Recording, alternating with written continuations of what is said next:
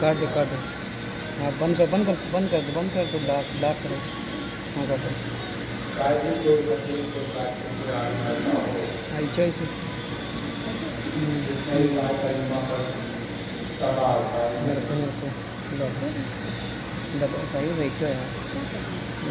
کرو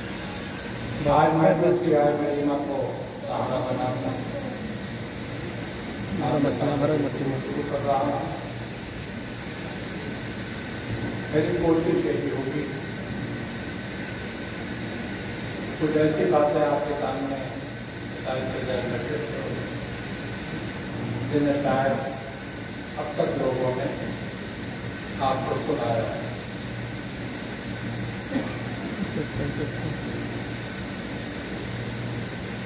یہ آئے کریمہ مولا کائنات کی شان ہے، مکمل کر دیا. اور میں یہ بات دعوے سے کر سکتا ہوں کہ جیسا قصیدہ اللہ نے مولا علی کا پڑھا نہ اس سے پہلے کسی کا پڑھا گیا ہے، نہ آج تک پڑھا گیا ہے، نہ آج تک پڑھا گیا ہے. راہ الہی میں قربانی کا جذبہ لے کر مولا جی بستر رسول پر سوئے اور اسی کے جواب میں آتا ہے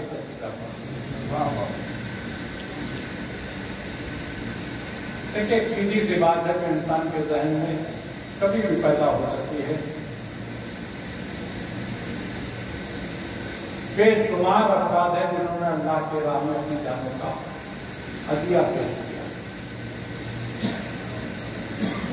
بے حساب ایسے لوگ ہیں جنہوں نے اپنی زندگی کو اپنی زندگی نہیں امانت پروردگار سمجھا.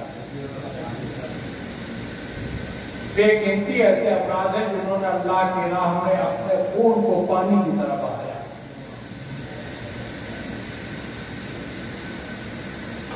مگر اللہ نے ان میں سے کسی کا ایسا تذکرہ نہیں پڑھا جیسا اللہ نے علی کا تذکرہ پڑھا۔ کیوں؟ سیدھی سی بات ہے، جب قربانی دینے والے بے حساب تھے تو صرف علی کا ہی شان کا تذکرہ کیوں؟ میں نے کہا مالک کیا تم بھی ہندوستان کے نیتاؤں جیسا ہو گیا ہے کہ اگر اپنا ذرا سا کچھ کر دے تو بڑے کرتے اور دوسرا مر بھی جائے تو اس کا کوئی نام نہیں۔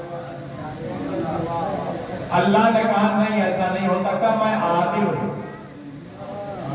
میرا ہر کم عدل کے حساب سے ہوتا ہے۔ علی جیسی قربانی کسی نے دی ہی نہیں، تو پھر قصیدہ علی جیسا کیسا دوسرا ہوتا ہے؟ ہم نے کہا مالک علی کی قربانی میں اور دوسروں کی قربانی میں کیا فرق ہے، تو ہی مجھے بتا دو۔ کہ دیکھو ہماری راہ میں قربانی لے کر جذبہ لے کر بہت سے میدان جنگ میں آئے اور ان کی جانیں گئی، لیکن ایک ذرا غور کرنے کی بات ہے کہ جو بھی میدان میں قربانی کا جذبہ لے کر آیا سر پر خود پہن کے آیا، جس پر زرہ ڈال کے آیا، ہاتھ پہ تلوار لے کر آیا، پہلو میں نیزہ لگا کے آیا، یعنی مرنے کی تمنا بھی ہے اور بچانے کا جذبہ بھی ہے۔ مگر یہ صرف ایک علی تھے جو شب ہجرت بستر رسول پر سوئے تو نہ سر کا خود تھا، نہ جس پر زرہ تھی، نہ پہلو میں تلوار تھی، نہ ہاتھ میں نیزہ تھا، بس ایک جذبہ تھا، میں مر جاؤں میرا رسول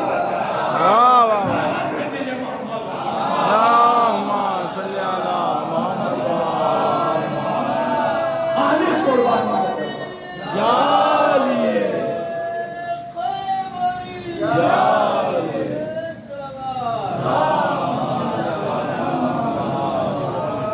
اپنے کو بچانے کی نہ کوئی فکر ہے اور نہ کوئی انتظام ہے، بس سیدھے سیدھے آ جاتے۔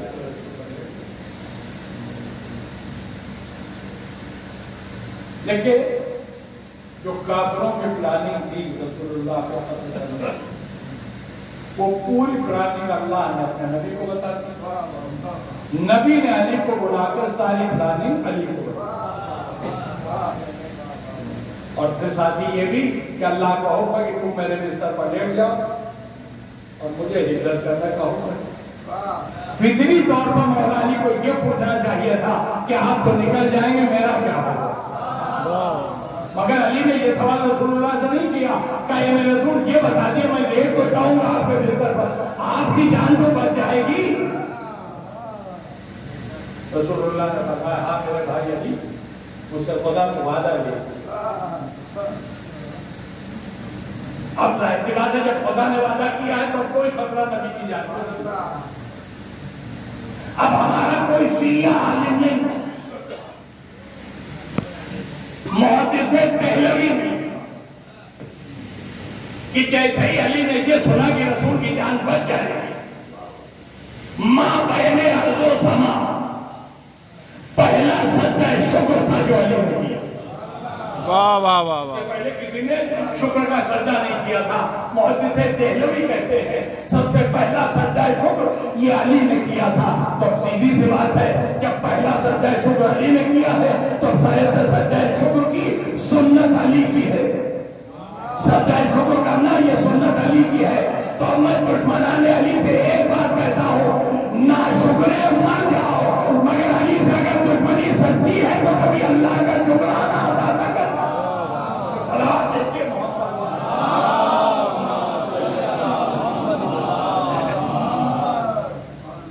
لیکن ابھی میں لوگوں کو بولا ابھی میں نے شروع کی کہ صلوات بھیج دیجیے۔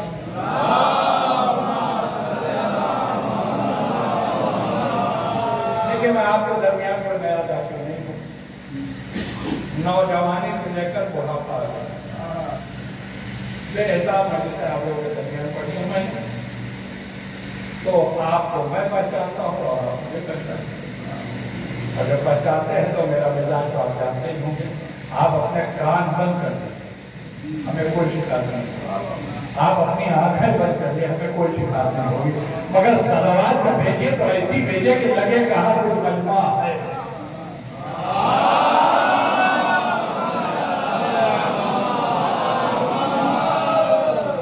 اچھا تو بستر رسول نے علی کے حوالے کیا. اب یہاں سے دنیا کا بچے شروع کر بستر رسول اللہ نے علی کے حوالے کر دیا اور خود اٹھے گھر سے باہر نکل گئے. مگر ایک عجیب و غریب واقعہ تاریخ میں بیان ہے. بستر علی کے حوالے کر کے رسول اٹھے مگر دروازے پر پہنچ کے رک گئے. آواز دی یا علی ذرا میرے قریب کو. بستر سے اٹھ کے مولا علی آگے رسول اللہ کے پاس.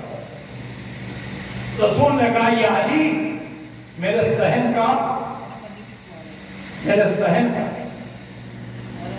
جو گرد و غبار ہے جو مٹی ہے وہ ایک مٹھی مجھے لا کر. مولا جی گئے، کچا صحن تھا، مٹی سمیت نہیں. میں ایک بات پوچھتا ہوں، اے میرے رسول یہ آپ کا گھر ہے، کیا آپ خود مٹی نہیں اٹھا سکتے تھے؟ کیا اٹھا سکتا تھا؟ تو پھر ہم نے کہا آپ نے خود اٹھائی کیوں نہیں؟ علی سے کیوں نہ کام لیا؟ کیا میں دنیا کو بتانا چاہتا ہوں جب میں اپنے کام کا آغاز بغیر علی نہیں کرتا تو پھر امتیوں کی کیا ہوگا؟ ایک مٹھی خاک مولا علی نے اٹھا کے رسول اللہ کو دے دی. اب یہ خاک کیا کریں گے؟ یہ مٹی کیا کریں گے؟ اب دیکھیے یہاں پر میں یہ نہیں سمجھتا کہ کوئی ایسا ہے جو جاہل ہے. اس لیے کہ یہ ایریا ایسا ہے جہاں اتنی مجلسیں ہوتی ہیں کہ آپ مولویوں سے زیادہ علم پبلک کے پاس. قرآن مجید میں کتنے سورے ہیں؟ بولیے 114. ہر سورے کی تلاوت کا کوئی نہ کوئی فائدہ میرے نبی نے بتایا. یہ سورہ پڑھا کرو یہ فائدہ ملے گا، یہ سورہ کی تلاوت کرو یہ فائدہ ملے گا. ایک سورہ انہی سوروں میں ہے سورہ یاسین. دیکھیں میں لکھنؤ میں رہتا ہوں لیکن لکھنؤ والوں کی جیسی باتیں نہیں کرتا. لکھنؤ والے سورہ یاسین کو سورہ موت، جب کوئی مرنے لگے تبھی یہ مرنے والے کے سرانے جو کہا جاتا ہے اس کا بھی ایک فلسفہ ہے. نبی نے فرمایا اگر کسی کو کوئی بہت زیادہ تکلیف ہو اس کے سرانے بیٹھ کے سورہ پڑھو کی تکلیف کم ہو جائے گی. اب آپ سمجھے موت سے بڑی تکلیف کوئی نہیں ہوتی. یہ سورہ پڑھنے کا حکم اسی لیے ہے تاکہ جس کی روح قبض ہو رہی اس کی تکلیف کم ہو. اب اسی سورہ یاسین کا ایک فائدہ میں آپ کے مطلب کا بتانے جا رہا ہوں. بہت غور سے سنیے گا، پوری زندگی ہے کام یہ کام ہے. رسول نے فرمایا کہ اگر تم یہ چاہتے ہو کہ کوئی تمہاری چیز چور نہ دیکھ پائے،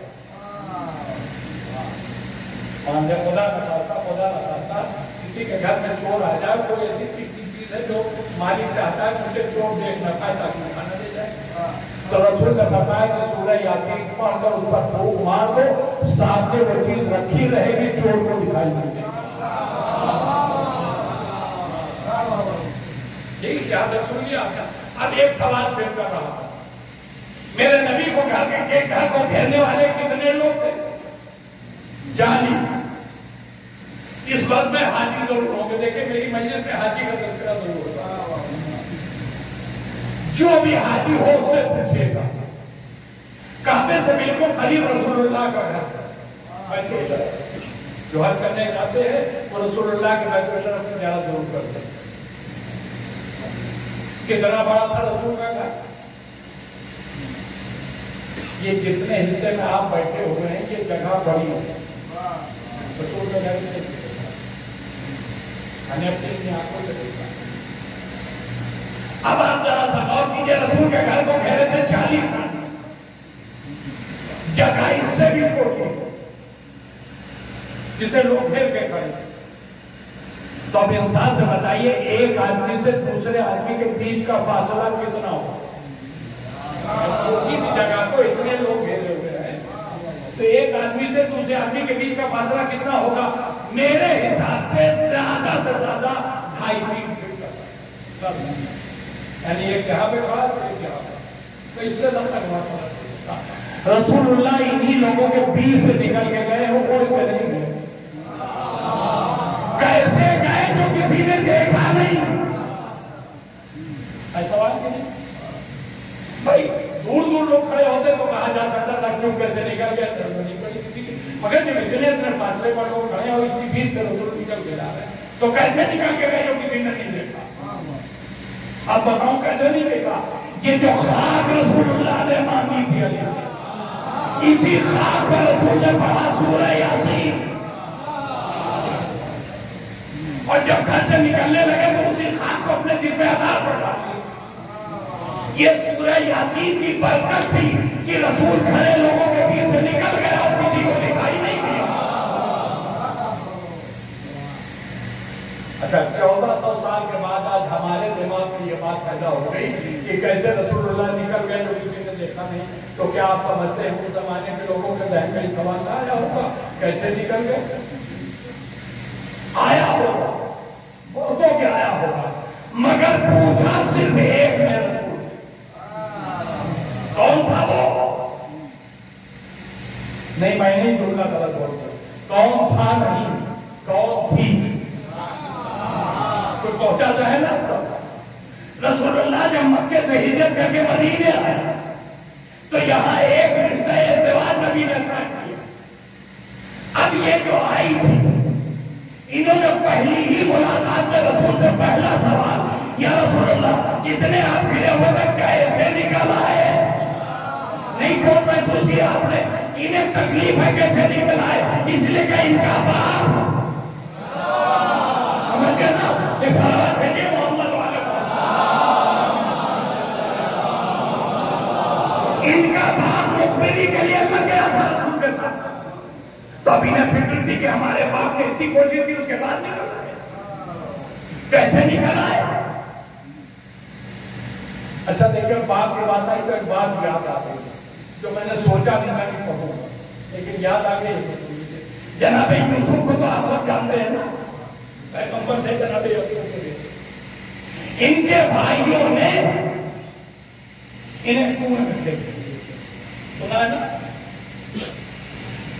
یہ کنواں ایسا تھا جس میں پانی بھرا نہ تھا، سوکھا جاتا تھا، اوپر سے منہ چھوٹا نیچے بہت پھیلا ہوا، دنیا کے سارے کیڑے مکوڑے اس کنویں میں تھے۔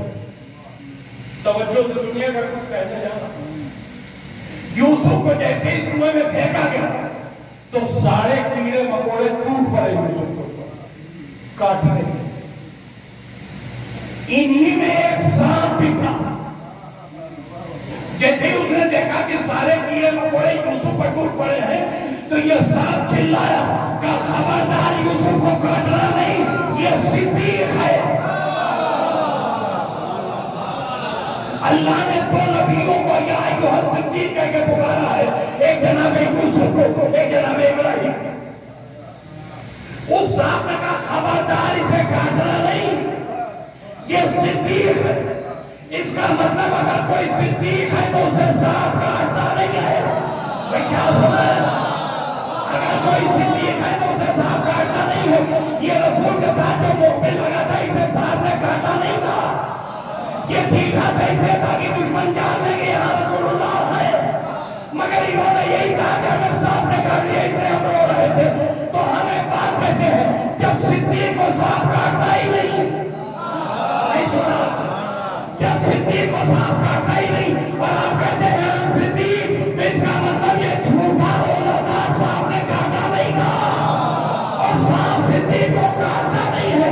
تو اگر سانپ نے کاٹا تھا تو جسے کاٹا تھا بھی وہ صدیق نہیں ہے۔ صلوات بھیجیے محمد والے کو۔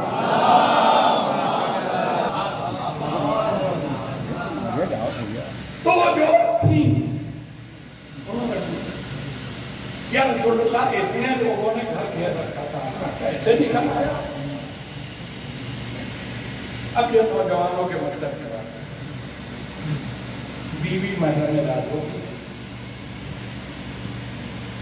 بیوی شریک زندگی ہوتی ہے۔ ہمارے پرانے لوگ کوئی باتیں ہوتے تھے جو بیوی کو نہیں بتاتے، لیکن آج کا ماحول سب سے پہلے بیوی کو ہٹاتا ہے۔ تو بھارت میں بھی بیوی بن کے آئی ہے رسول اللہ کا، ہم نے کیا نسخہ جس سے ہم کسی کو دکھائی نہیں دیا۔ دیکھیے ہوشیار اور حکومت کی پہچان یہ ہے کہ کوئی کارآمد نسخہ مل جائے تو اسے گرہ میں باندھ کے رکھ لے، کبھی ضرورت پڑے گی استعمال کرنے کی۔ دشمن سے دشمن کی نگاہوں سے بچنے کا بہترین نسخہ رسول کے ذریعے رسول کی بیوی کو ملا، اس نے گرہ میں باندھ کے رکھا۔ اس نسخے کی کبھی ضرورت پڑے گی تو ہم بھی دشمن سے بچنے کے لیے اسے استعمال کریں گے۔ نبی کی زندگی بھر اس نسخے کے استعمال کی کوئی ضرورت نہیں پڑی۔ جب میرا نبی دنیا سے چلا گیا اور ان کا ایک میدان جنگ میں مقابلہ ہو گیا علی سے، علی کی تلوار سے بچا نہیں ہے، قہر الہی ہے۔ علی کی تلوار قہر الہی بن کے چلی، ان کے بیٹوں کی گردنیں کٹنے لگی، سر فضا میں اڑنے لگے، خون کا دریا ابلنے لگا، ہر طرف سے آرمان الحفیظ کی سزائیں بلند ہو رہی تھی۔ ماں پریشان ہے، سارے بیٹے مار دیے گئے، تو کب ہمیں اماں کون پکارے گا؟ اماں کو بچانے کی فکر ہوئی اپنے بیٹوں کے لیے، مگر علی کی تلوار سے بچائے کیسے؟ ایک مرتبہ نبی کا بتایا ہوا نسخہ یاد آ گیا۔ اب آپ سن رہے ہیں کہ نہیں؟ نبی کا بتایا نسخہ یاد آ گیا۔ جیسے ہی نسخہ یاد آیا فوراً آواز دی طلحہ ادھر آؤ۔ طلحہ ان کے کون ہے مجھے آپ لوگ جانتے ہو تو بعد میں ہمیں بتا دیں کہ طلحہ ادھر آؤ، کہ بالکل وہی رسول والا اللہ۔ رسول نے کہا تھا علی ادھر آؤ، انہوں نے کہا طلحہ ادھر آؤ۔ طلحہ دوڑ کے آ گئے، کہ ایک مٹھی خاک مجھے دو، بالکل وہی اللہ۔ طلحہ نے مٹھی خاک اٹھائی، ان کے حوالے کر دی، انہوں نے سورہ یاسین پڑھ کے اس کو پھونکا۔ دیکھیں نظریات سے اختلاف ہو سکتا ہے، عقیدے میں اختلاف ہو سکتا ہے، مگر یہ مانتا ہوں میں کہ یہ عرب کی رہنے والی تھی، قرآن میں کہیں کوئی غلطی نہیں، مخارج کی ادائیگی میں کوئی غلطی نہیں، اعراب صحیح پڑھ ہوں گے۔ تو انہوں نے سورہ یاسین پڑھ کے اور اس خاک پر پھونکا۔ کیوں پھونکا؟ اپنے لشکر کو اچھالنے کے لیے، تاکہ علی کو کوئی دکھائی نہیں۔ اب پتہ نہیں آپ سن رہے ہیں کہ نہیں؟ انہوں نے وہ خاک اپنے لشکر کو اچھال دی تاکہ علی کو ہمارا کوئی بیٹا نظر نہ آئے۔ مگر اب جملہ کہہ رہا ہوں، انہوں نے خاک پھینکی مگر علی کو اس کا خاک اثر نہ ہوا۔ علی کی تلوار ویسے ہی چلتی رہی، گردنیں ویسے ہی کٹتی رہی، سر ویسے ہی فضا میں اڑتے رہے۔ ہم نے جو یہ منظر دیکھا تو ہماری تو غیرت کی انتہا نہ رہی۔ ہم نے آواز دی میرے مالک تیرے نبی نے یہی سورہ پڑھ کر خاک پر پھونکا اور اس کے بعد کافروں کو اچھال دیا تو کوئی میرے گھنٹے کو دیکھ نہ پایا۔ میرے نبی نے اپنے جسم پر خاک ڈال لی، کسی کو میرا نبی دکھائی نہ دیا۔ وہی سورہ، وہی پڑھنے والا انداز، وہی اعراب، وہی قرآن، مگر نبی بیوی نے پڑھا مگر کوئی اثر نہ ہوا۔ اے میرے مالک کیا نبی کے جانے کے بعد تیرا قرآن کا نسخہ بیکار ہو گیا؟ اللہ نے کہا نہیں۔ دیکھے ڈاکٹر صاحب میرے سامنے موجود ہے، آپ ان سے پوچھیں کسی دوا کو اگر غلط طریقے سے استعمال کیا جائے کبھی فائدہ نہیں ہوتا۔ ڈاکٹر نے 3 خوراک دی، کہا ایک صبح کھائیے گا، دوپہر رات میں، حضرت نے تینوں ایک ساتھ کھا لیا۔ ہوگا فائدہ؟ نہیں ہوگا۔ ڈاکٹر کے بتائے ہوئے طریقے پر دوا استعمال کرو تو فائدہ ہوگا، اگر غلط طریقے سے استعمال کر لیا فائدہ نہیں ہوگا۔ ہم نے کہا میرے مالک کیا تیرا نسخہ قرآنی بیکار ہو گیا نبی کے بعد؟ اللہ نے کہا میرا نسخہ قرآنی تو آج بھی کارآمد ہے، طریقہ استعمال غلط ہو گیا۔ ہم نے کہا مالک ہماری سمجھ میں نہیں آیا، طریقہ استعمال میں غلطی کیا ہوئی؟ کہا میرے نبی نے استعمال کیا تھا عشق علی کے ساتھ، آج استعمال ہوا ہے بغض علی میں۔ کیا سنا آپ نے؟ کہا آج استعمال ہوا ہے بغض علی میں۔ تو میرے دوستو بغض علی میں جو قرآن کو استعمال کیا گیا تو آپ نے دیکھا کوئی اثر ظاہر نہیں ہوا۔ تو مجھے ایک جملہ کہنے کا حق ہے کہ اگر قرآن کا فائدہ چاہتے ہو تو عشق علی کے ساتھ قرآن پڑھا دو، اگر عشق علی میں نہیں بغض علی میں قرآن پڑھو گے لفظیں رہ جائیں گی، اثر غائب ہو جائے گا۔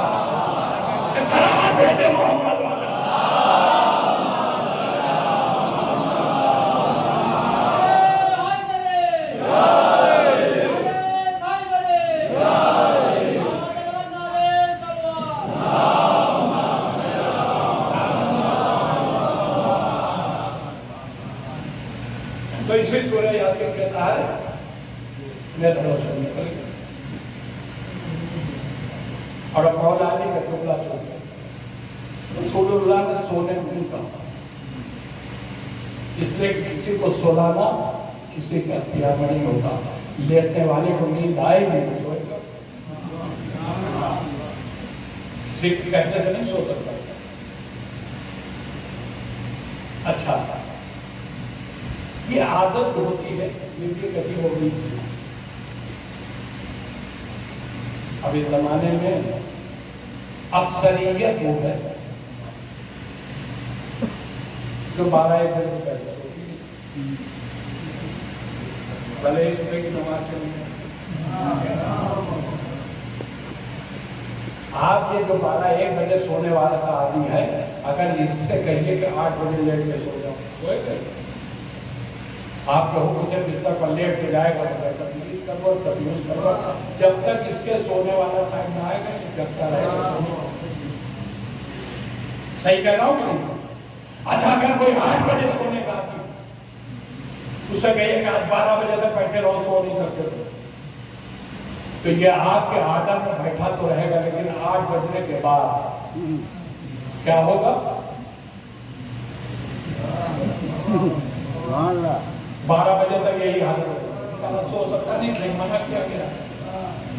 تو وہ کے کبھی داہنے جھٹکا لے، کبھی یعنی جو سونے کا عادی اسے آپ جگائے نہیں رکھ سکتے، اور جو جاگنے کا عادی ہے اسے آپ سلا نہیں سکتے. مولا کائنات کے لیے مجبور ہے کہ لوگ 1,000 تکبیروں کی سزا روزانہ رات میں سنا کرتے. اس کا مطلب علی راتوں میں جاگنے کے عادی تھے، سونے کے عادی نہیں تھے. مگر اب وہی علی جو راتوں رات جاگا کرتے تھے، شب ہجر جو بستر رسول پر لیٹے تو اب وہ خود کہہ رہے ہیں کہ میں ایسا سویا جیسا کبھی سویا ہی نہیں. حیرت کی بات ہے، جو ساری زندگی جاگنے کا عادی تھا وہ ابھی سویا جیسے، اور وہ بھی اس طرح سویا جیسے کبھی سویا ہی نہیں. یعنی بہت بے خبر، اور بے خبر سونے والے کے لیے ایک کہاوت مشہور ہے. جی بولا تو جب بہت بے خبر کوئی سوتا تو کہتے ہیں ایسے سونا جیسے گھوڑے بیچ کے سونا. کہتے ہیں کہ آپ میں سے کوئی ہے جسے یہ معلوم ہو یہ گھوڑا بیچ کر سونے والی کہاوت کہاں سے تھی؟ کسی کو معلوم ہے؟ کسی کو معلوم ہو تو بولیے. نہیں معلوم تو میں بتا دیتا ہوں. آج ہماری سب سے اچھی سواری جو مانی جاتی ہے وہ ہے کار. روزمرہ کی زندگی میں کار سب سے اچھی سواری سمجھی جاتی ہے. اچھا، تو کار بیچنے والوں کو بھی پتا ہے پبلک کو آج روزمرہ کی زندگی کے لیے سب سے زیادہ جو سواری پسند ہے وہ کار ہے. آپ کو جگہ جگہ شو روم مل جائیں گے، لوگ کار کھڑی کر کے رکھے ہوئے ہیں، آئیے پسند کی کے لیے. تو چونکہ عوام کی پسندیدہ سواری ہے نا، لہٰذا اس کے شو روم بن گئے. کسی زمانے میں سب سے اچھی سواری کا نام تھا گھوڑا. تو جیسے آج شو روم کھلے ہوئے ہیں جگہ جگہ، ویسے ہی اس زمانے میں جب سب سے اچھی سواری گھوڑا تھا تو گھوڑوں کے بازار لگا کرتے، جہاں بہت دور دور سے لوگ سینکڑوں کی تعداد میں گھوڑے لے کے آتے تھے. مگر عرب کے لٹیرے مشہور، عرب کے چور مشہور ہیں، عرب کے ڈاکو مشہور. یہ دور دور سے سینکڑوں کلومیٹر سے جو لوگ اپنے گھوڑوں کے بول لے کے چلتے تھے، چلاتے تھے، بہت سے صحرا پڑتے تھے، میدان پڑتے تھے، ویرانے پڑتے تھے. یہ ڈاکو چور کہیں گھاس لگا کے بیٹھتے تھے. جہاں ادھر سے گھوڑوں کا قافلہ گزرا، بھائی انہوں نے حملہ کر دیا گھوڑے کے مالکوں پر، انہیں مار کے سارے گھوڑے چھین لیتے. تو اب جب روزانہ یہ ہونے لگا تو اب ان گھوڑے کے مالکوں نے قافلے تو بند نہیں کی، مگر ایک ترکیب نکالی کہ جاگنے کے لیے 24 گھنٹے میں 8 گھنٹے کی مثلاً، یہ تاریخ میں لکھا بھی مثلاً 8 گھنٹے کی ڈیوٹی رہے گی. کچھ لوگ سوئیں گے اور کچھ لوگ جاگیں گے جب صحرا آئے گا. اچھا، ان کی 8 گھنٹے پورے ہو گئے، وہ لے کے سو گئے. اب اگلے 8 گھنٹے دوسرے لوگ. اس طرح سے یہ گھوڑوں کے خول لینے کے لوگ مارکیٹ تک پہنچتے تھے. اچھا تو اب اس میں زیادہ تر لوگ ہوتے تھے جو جگے ہوئے تھکے ہوئے ہیں مگر اب گھوڑے لے کے بیچنے آئے ہیں. تو جب تک گھوڑے بک نہ جائیں تب تک یہ بازار میں ڈٹے رہے. اب جب گھوڑے بک گئے تو راستے کے جگہ بھی ہیں تھکے بھی ہیں. تو جب بک جاتے تھے گھوڑے تب یہ چین سے گہری نیند سوتے تھے کئی دن تک. جب تھکان اتر جاتی تھی تب اپنے وطن کو جاتے تھے. یہیں سے چلی ہے یہ کہاوت کہ جب کوئی بے خبر ہو کے سوتا کہتے ہیں ایسے سو رہے جیسے گھوڑے بیچ کے سو رہے. تو یہ آپ سوتے کیوں تھے چین سے؟ مال بک گیا. اب کوئی خطرہ تو ہے نہیں. کیا سن رہے ہیں؟ مال بک گیا تو کوئی خطرہ ہے نہیں. اب سمجھ میں آیا کہ علی شب ہجرت کیوں گہری نیند سوئے. ارے جب نفس اللہ نے خرید لیا تو مال بک گیا. جب خطرہ ہی نہیں ہے تو سوئے نہیں تو کیا کریں گے. سلام کہتے ہیں محمد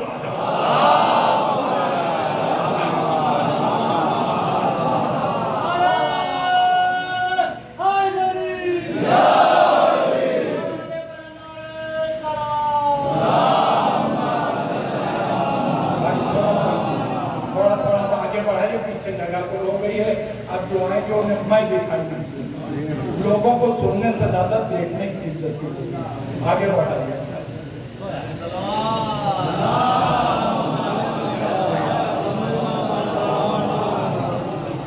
بڑھائیے بھائی آپ کو بھی بڑھائیے. بابا نے بڑی چھلانگ بھیج دی.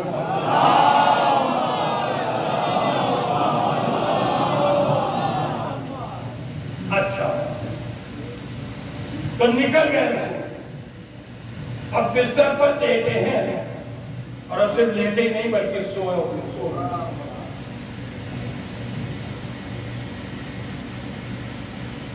اللہ نے ان کا نفس خرید لیا اور اپنی مرضی کے حوالے.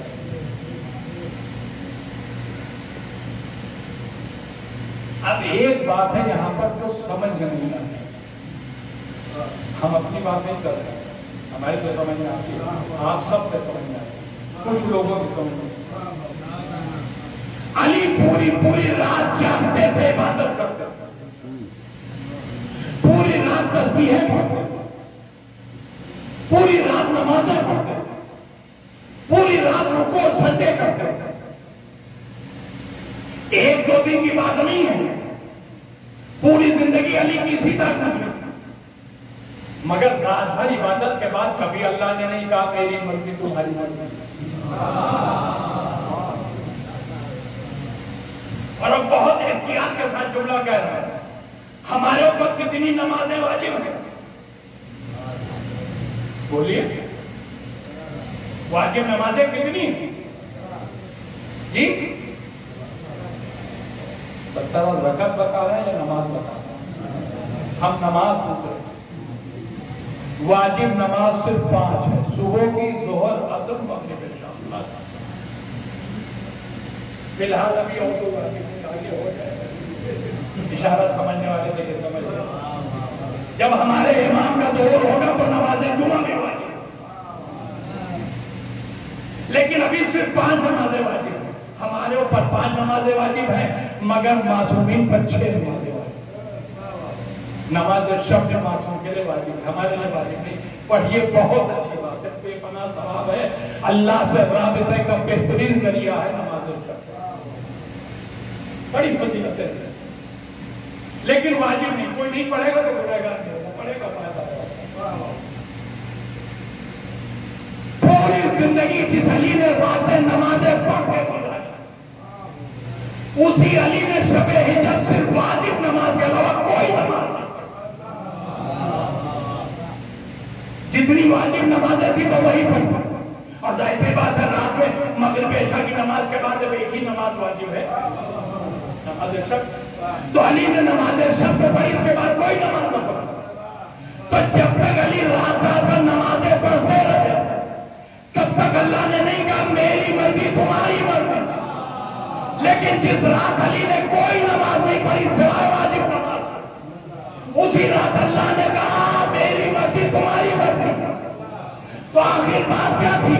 اب بات تو اللہ جانے علی جانے، ہم صرف ایک بات جانتے ہیں، جب تک علی رات بھر نمازیں پڑھتے رہے تب تک اللہ نے نہیں کہا میری مرضی تمہاری مرضی۔ لیکن جس رات علی نے کوئی سنت نماز نہیں پڑھی، آرام سے لیٹ کر سو گئے، اللہ نے کہا میری مرضی تمہاری مرضی۔ تو میں ایک بات کہتا ہوں اے مسلمانوں، اب صبح کی اذان میں یہ نہ کہا کرو نماز سے بہتر، اب نماز سونے سے بہتر ہے، نماز سے سونے سے بہتر ہے، نہیں یہ کہنا چھوڑ دو۔ اگر کہہ بھی رہا تو اتنا جان لو تمہاری نماز سونے سے بہتر ہوگی، علی کا سونا نماز سے بہتر۔ ایسا ساتھ بھیجے محمد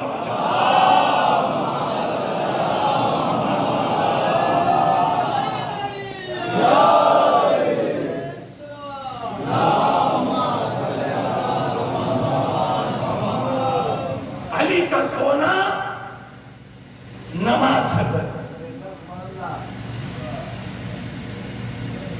اچھا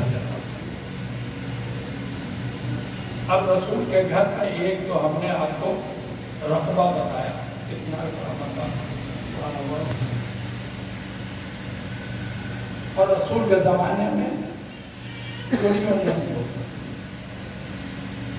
تو مکانوں کی دیواریں چھوٹی چھوٹی ہوتی، بہت بڑی 12 فٹ 15 فٹ کی دیواریں، بس 4 فٹ اتنی دیواریں ہوتی تھیں کہ دن میں عورتیں اگر کام کو لوگ تو بے پردہ بھی نہ ہو۔ اب یہ 40 جو گھیرے ہوئے تھے یہ بار بار دیوار کے قریب جا کے جھانکتے تھے کہ رسول اللہ سو رہے ہیں کہ نہیں۔ انہیں تو پتا نہیں کہ رسول نکل گئے، وہ تو یہی سمجھتے ہیں کہ بستر کو سونے والا کوئی اور نہیں رسول۔ اچھا لیکن پھر بات ہے حدیث قصہ تو آپ لوگ پڑھتے رہے، شب جمعہ روز جمعہ بہت سارے چارے آگے پڑھتے ہیں۔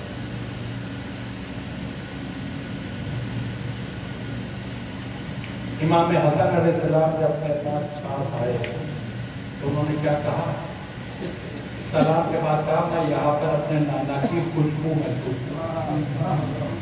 امام حسین آئے تو یہی کہا، مولا علی آئے تو انہوں نے رشتہ بدلا تھا تو نانا نہیں کہا میں اپنے چچیرے بھائی کی خوشبو محسوس۔ یعنی جس دن رسول اللہ چادر کے نیچے فاطمہ کے گھر میں لیٹے تھے اس دن جو آ رہا ہے وہ رسول کو دیکھ تو نہیں پا رہا مگر یہ کہہ رہا کہ مجھے رسول کی خوشبو آ رہا ہے۔ اس کا مطلب رسول اللہ کے جسم میں کوئی خوشبو تھی جو ان کے موجود ہونے کا پتہ دیتی تھی، پتہ نہیں آپ سو رہے ہیں جب رسول کے جسم میں ایسی خوشبو تھی جو ان کی موجودگی کا پتہ دیتی تھی تو میں ان کفار سے کہتا ہوں جو نبی کا گھر گھیرے ہوئے ہیں انہیں شک ہو رہا ہے کہ رسول لیتے ہیں، ارے محسوس کو نہیں کرتے وہ خوشبو آ رہی یا نہیں جو جس میں رسول سے آتی تھی، مگر پوری رات دشمنوں کا گھر گھیرے رہنا اور یہ نہ جان پانا بھی سے رسول کا کون ہے، یہ اس بات کی دلیل ہے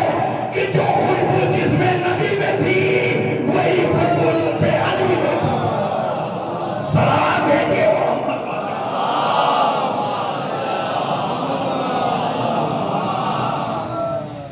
اچھا اب ایک ایسا جملہ جس کو بیان کر کے میں یہ دیکھنا چاہتا ہوں کہ خاندان رسالت سے آپ کو محبت کتنا۔ بستر رسول پر سو رہے تھے علی،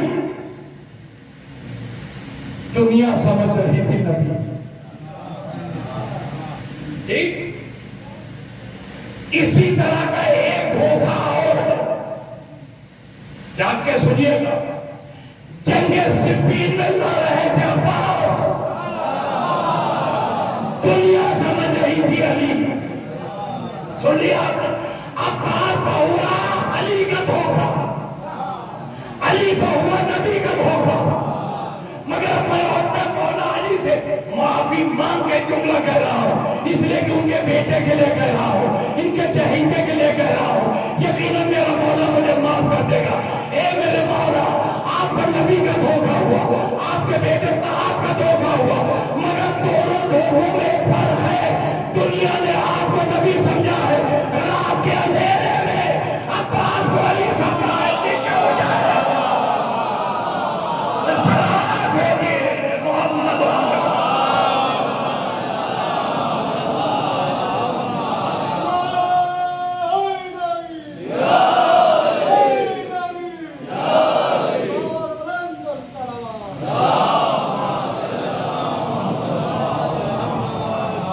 دشمن رات بھر یہ سمجھتا رہا کہ مجھ سے بڑا رسول ہے۔ علی لیٹے ہیں اور سو بھی رہے ہیں۔ اب پیغمبر اسلام کا ایک اور سن لیجیے، پیغمبر فرماتے ہیں کہ اے لوگوں، میں تمہیں سوتے میں بھی ویسے ہی دیکھتا ہوں جیسے کوئی جاگتے میں دیکھتا۔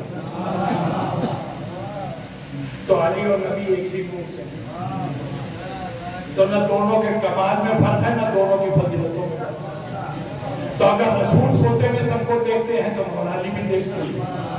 ٹھیک؟ اب سنیے، جب سپیدیہ سحر نمودار ہونے کو ہوئے تو یہ لوگ جو گھر گھیرے ہوئے تھے، یہ سمجھ کے کہ بستر پر رسول سو رہے ہیں، چلو قتل کرتے ہیں، یہ سب دیواریں پھان کے اندر۔ اب یہ ذہن میں رہے کہ علی دیکھ رہے ہیں،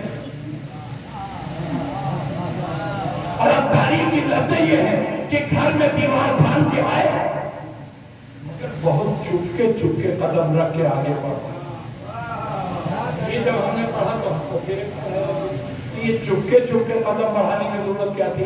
ارے بھائی، پیغمبر کا اب تک کا مدینے میں جتنا بھی قیام رہا ہے، جتنے سال رہا ہے، مجھے پتا نہیں۔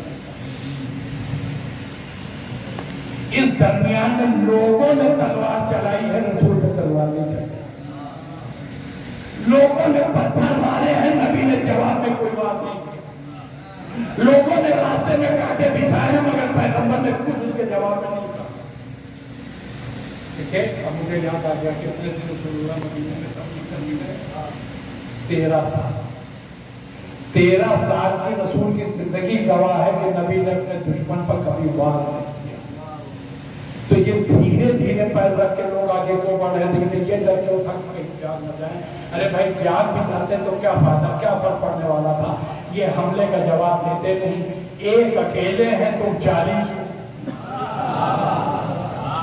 ارے یہ کوئی ڈر ہے ہی نہیں۔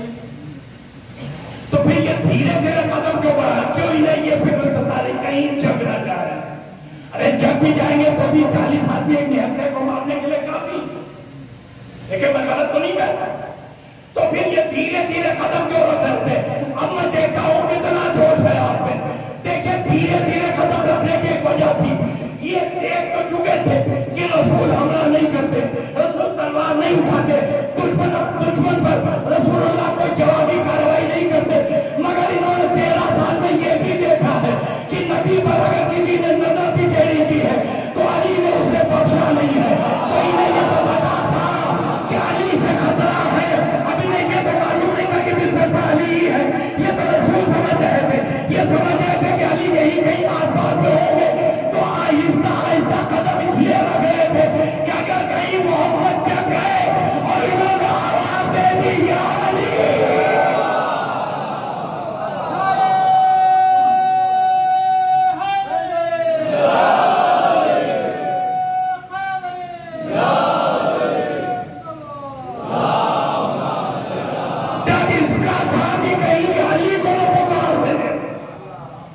اس لیے یہ لوگ چاہ رہے تھے کہ سوتے رہے تاکہ جو ہماری جان کو خطرہ بن سکتا ہے اسے یہ پکارنا پائے۔ اچھا، عیسیٰ سے کیوں آہستہ آہستہ قدم رکھتے ہوئے لوگ بستر کے قریب ہو اور ایک ساتھ 40 تلواریں کھینچی، ایک ساتھ آگے پیچھے نہیں۔ بچہ ایسے ہی ان سب کی تلواریں کھینچی، انہیں چادر پل ابھی تک چہرہ دیکھ نہیں رہا تھا۔ اب چہرہ دکھا. اب جو لوگ فارسی جانتے ہیں وہی ایک کہاوت سنا رہا ہوں، اس کا فائدہ. اب جو انہوں نے علی کا چہرہ دیکھا تب جانتے ہیں کیا کیفیت تھی؟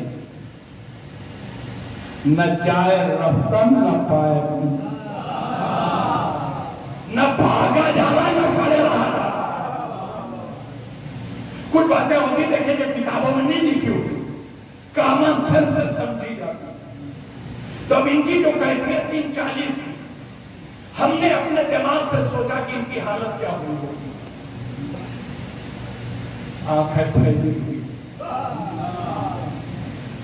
ماتھے پر پسینہ، زبان سوکھی ہوئی، حلق میں کانٹے،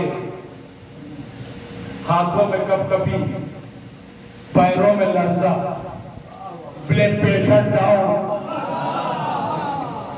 بولنا چاہ رہے اور بولی نہیں نکل رہی ہے. آپ کی بستی میں مجلسیں بہت ہوتی ہیں، تو میری گزارش ہے اگر یہ جاننا چاہتے ہو کہ لوگ نبی کا گھر پھیلے ہوئے تھے علی کو دیکھ کر یہ کیسے بولے ہوں گے، تو میری گزارش ہے مجلس کرنے والوں کو ڈھونڈ کے کوئی حقلا مولوی بلا لیں. وہ جب آپ کے سامنے بولے گا تو آپ سمجھ جائیں گے کہ ایسے ہی بول رہے ہو. اچھا ان سب کے حواس باختہ بس سلسلہ فضائل کا آخری فکر، ان سب کے حواس باختہ جو 40 تلواروں کے بیچ میں لیتا ہے وہ مسکرا رہا ہے، ایک ایک کا چہرہ دیکھ رہا اور مسکرا رہا ہے. ہم نے جو یہ حالت دیکھی تو ہم نے سوچا مسکرانا تو ان 40 کو چاہیے تھا، اسے ہی گھیر کے کھڑے ہیں. گھبرانا اٹھے اسے چاہیے تھا جو 40 کے بیچ میں گرا پڑ لیتا ہے. مگر یہاں معاملہ الٹا تھا، کہانی الٹی تھی. جنہیں گھبرانا چاہیے تھا وہ مسکرا رہا ہے، جنہیں مسکرانا چاہیے تھا وہ گھبرائے ہوئے ہیں. تو ہم نے ان سے تو منہ لگایا نہیں، ان کو تو منہ لگایا نہیں. ہم نے اپنے مولا کے سامنے ہاتھ جوڑے، ہم نے کہا میرے مولا 40 تلواریں آپ کے سامنے کھینچی ہیں، دشمنوں کا نرگا ہے، موت کے سائے میں آپ لیتے ہیں، لیکن آپ کی مسکراہٹ بتا رہی ہے کہ آپ کو کوئی خوف نہیں ہے، آپ کو کوئی ڈر نہیں ہے، آپ بالکل مطمئن لیتے ہیں. علی نے کہا ہاں میں بالکل اطمینان سے لیتا ہوں، مجھے کوئی خوف نہیں، مجھے کوئی ڈر نہیں. ہم نے کہا مولا آخر یہ اطمینان کیوں؟ جملہ سنیے گا، آخر یہ اطمینان اتنا کیوں؟ کہا سنو، جب میری شادی مدینے میں ہوگی تو میرے گھر میں ایک بچہ پیدا ہوگا جسے اللہ نفس سے مطمئن نہ کہے گا. سنو مجھے ڈر کیوں نہیں ہے، جسے دنیا نفس سے مطمئن نہ کہے گی میں اس کا بھی باپ ہوں. سلام پر محمد.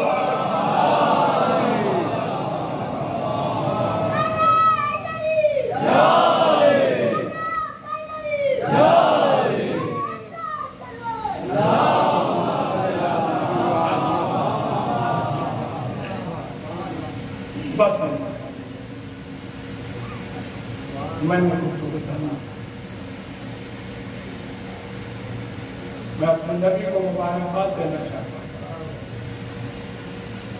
موت کے گھیرے میں تلواروں کے سائے میں رہ کر بھی میرا مولا علی زندہ رہا. اے میرے رسول آپ کا بھائی مبارک.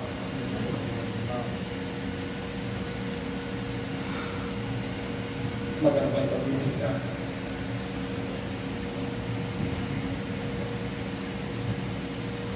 جب کبھی بھی ایسا کوئی موقع آئے کہ جب آپ رسول کو مبارکباد کریں تو حسین کو فرصت دینا نہ ہو.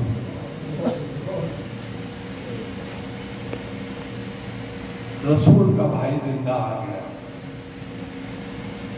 رسول مدینے پہنچ کے بعد میں مولا علی بھی پہنچ گئے.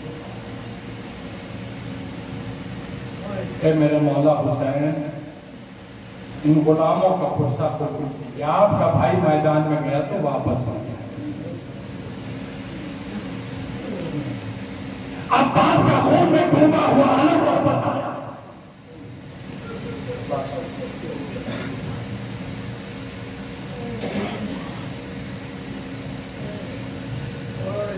عباس کی موت نے کتنوں کی آس توڑی. حسین کی آواز بھی ٹوٹی، کمر ہو سکتا ہے آپ نے ذاکرین سے سنا ہو کہ جیسے ہی جناب عباس کی آخری آواز مولا حسین نے سنی، منہ کے بھل زمین پر گر اور ایک فکرہ کا عباس میری کمر ٹوٹ گئی۔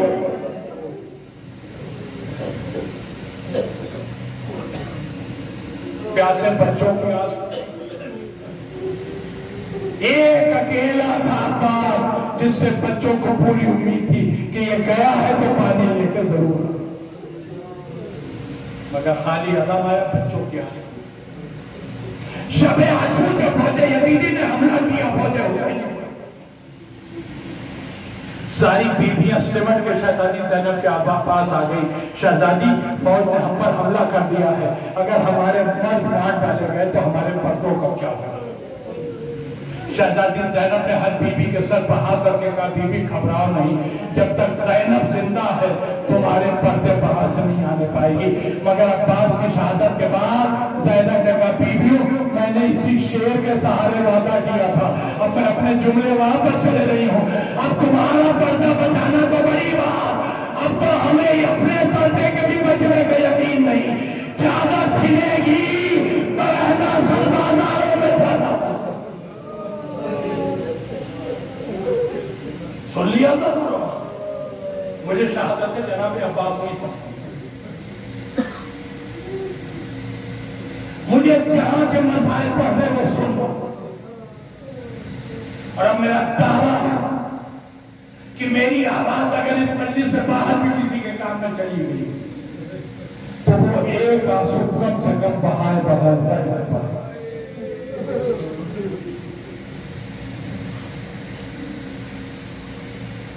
آپ نے بارہا یہ سنا ہوگا قید ستم سے اہل حرم کو رہائی دی۔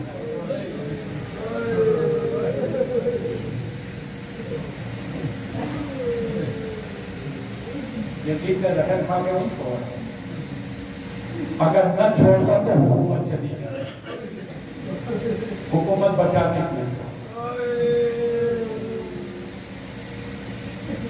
کلیجے میں دو دم ہو تو جملہ سنیے۔ دیکھیں میں مسائل میں کبھی کبھی نہیں کرتا، آپ سب کا جی بھر کے پڑھوں گا اور جی بھر کے پڑھوں گا، اس لیے کہ رونے ہی کے دن بیمار امام کو قید خانے سے بلایا، یزید ملعون نے کہا ہم نے تمہیں رہا کر دیا، کیا اس کے بعد ایک لوہار کو بلایا گیا، ان کے ہاتھوں کی ہتھکڑی کاٹا، ان کے پیروں کی بیڑی جدا کر، ان کے گلے سے توق ہٹا۔ بہت آسانی سے سن لیا نا یہاں، اب آگے سنو، جب اس لوہار نے ہتھکڑی کاٹی تو کلائیوں کا گول چل چکا، جب پیروں سے بیڑیاں نکالی تو پیروں کی ہڈیاں بھی سنن چکی تھیں۔ مگر تاریخ میں غریب و غریب جملہ ہے، اس حداد نے، اس لوہار نے ہاتھ سے ہتھکڑی کی نکالی، مگر جلی ہوئی کلائی دیکھ کر رویا نہیں، پیروں سے بیڑیاں نکالی، سلگی ہوئی ہڈیاں دیکھی مگر رویا نہیں، مگر جب اس نے توق نکالا تو اپنا سر پیٹ کر رویا۔ جب اسے کسی نے پوچھا تو نے ہتھکڑی نکالی نہیں رویا، بیڑی نکالی نہیں رویا، یہ توق نکال کے رویا تو اس نے سینہ پیٹ لیا کہ میری سمجھ میں نہیں آتا ان جوان کے سینے میں کون سا دل ہے؟ ارے ایسا توق اس نے برداشت کیسے کیا جس کے خاروں نے اسے زبا کر ڈالا؟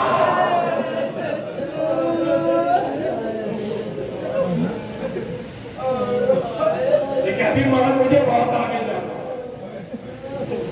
ہتھکڑی بیڑی اور توق پھٹوا کے امام آیا پہچانے، واپس پہچانے، اپنی پھوپھی زینب کو آزادی کا ملتا سمجھا، اولاد والوں کا لیجا تھا رسول۔ ایک بتا امام نے آواز دی، پھوپھی اماں ہم رہا ہوگا، بڑی آسانی سے یہ جملہ آپ نے سن لیا، مگر زینب تو تڑپ گئی جملے پر۔ جیسے امام نے کہا پھوپھی اماں ہم رہا ہو گئے، روایت کہتے ہیں مگر شہزادی گھومی ایک چھوٹی سی قبر को देखी और कहा हाय हमरे आई मिली तो मेरी सकीना मर गई।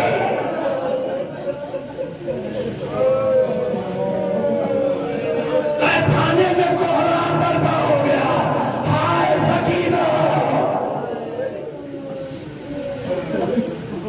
बड़ी देर तक तहखाने में माता। उसके बाद शहजादी ज़ैनब ने अपने भतीजे को कहा, मेरा लाल यजीद ने आजादी दे दी, फिर तुमने क्या फैसला किया? कहा फूफी अम्मा मैंने कोई फैसला नहीं किया, मैंने यजीद से कह दिया कि मेरी फूफी जैसा कहेगी वैसा। कहा मेरा लाल अगर मेरी मर्जी पर तुमने छोड़ा है तो ज़ैनब अभी न करबला जाएगी न मदीना जाएगी। यजीद से कहो अपने महल में हमें एक मकान दे, हम अपने भैया की सफेदा बिछाएंगे। अभी हमने अपने भाई का दिल खोलकर मातम नहीं किया है। अरे आप सब हुसैन के मातमदार हैं, आप सब हुसैन के अदादार हैं, मगर इंसाफ से बताइए आपके यहाँ शब्बेदारियां होती हैं, रात भर आप लोग मातम करते हैं। ज़ैनब का मातम सुनिएगा, 7 दिन तक कंटिन्यू ज़ैनब ने मातम किया, हाय हुसैन, हाय हुसैन। 7 दिन तक कंटिन्यू, 7 दिन के मातम। शहजादी ने फिर बीमार बेटा यजीद तक एक हमारा पैगाम और पहुंचा। क्या पैगाम? कहा यजीद से कहला तो हमारे शहीदों के सर में, शहीदों के सर हमें दे। शहजादी का फरमान जारी होना तो ये सर आना शुरू हो। मैं सारे सरों का तस्करा नहीं करूँ, मुझे सिर्फ एक सर का तस्करा करना। और मोहम्मद के सर आया, कासिम का सर आया, अली अकबर का सर आया। बीबियां सरों को उठाती हुई कलेजा थाम के सुनो यहां से। एक मरतबा मकान के दरवाजे पर एक हातिफ की आवाज आई, ए बीबियों बादब होके खड़ी हो जाओ, अलमदार लश्कर हुसैनी अब्बास का सर आया। सारी बीबी अपने अपने मकाम पर खड़ी हो गई। जैसे ही अब्बास का सर सामने आया, ज़ैनब दौड़ी, अरे मेरा भैया आया।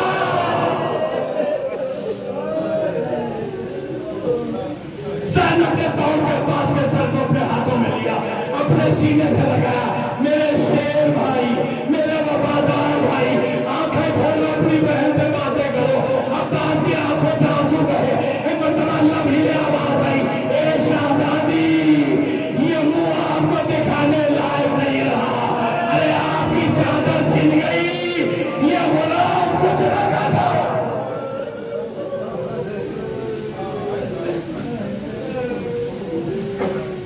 फिर एक मरतबा तहखाने में कयामत का मातम हुआ।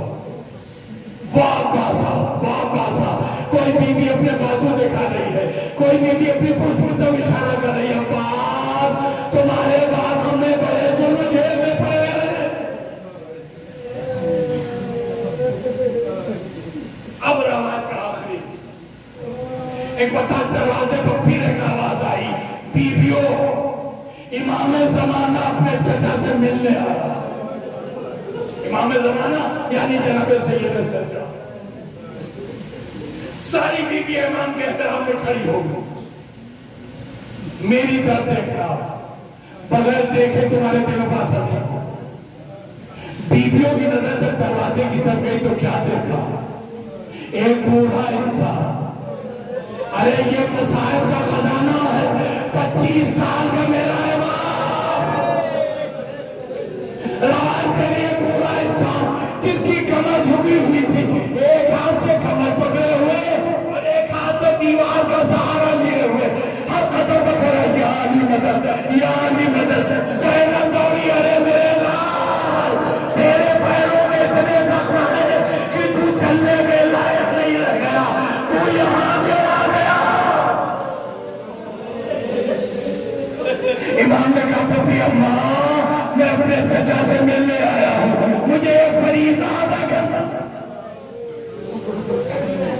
का बेटा चचा से मिलने आया है तो ले चचा का सर ले ले, मुलाकात कर ले अपने चचा से। भतीजे ने चचा का सर लिया। रावी कहता है मैंने देखा भतीजे ने चचा के मुंह पे मुंह रखा, अब चचा के लब भी हिल रहे थे, भतीजे के लब भी हिल रहे थे, मगर दोनों में बातें क्या हुई ये किसी ने नहीं सुना।